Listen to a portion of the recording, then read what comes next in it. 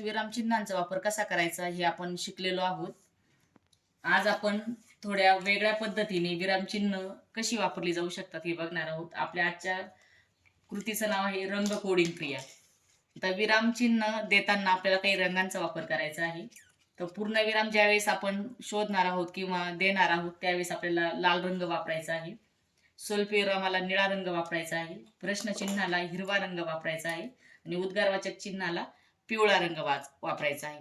तर पहिल्यांदा आपण वाक्य वाचणार आहोत, त्याच्यामध्ये कोणतं विरामचिन्ह आलं ते शोधणार आहोत आणि त्या पद्धतीने त्याला रंग पण देणार आहोत.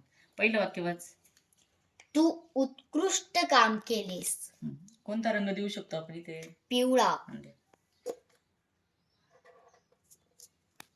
दुसरं वाच. महाराष्ट्राची राजधानी कोणती आहे? कोणता रंग द्यायचा आहे आपल्या विरामचिन्ह? हिरवा.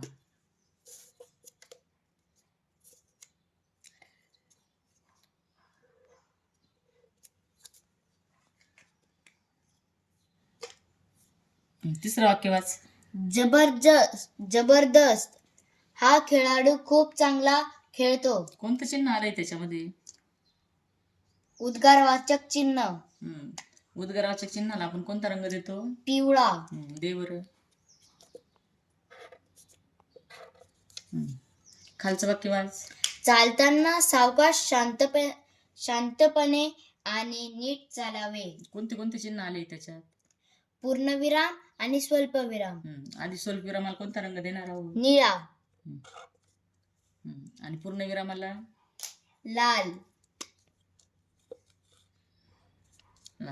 अशा गमतीदार पद्धतीने मुलांचा आपण विरामचिन्हांचा सराव घेऊ शकतो. धन्यवाद.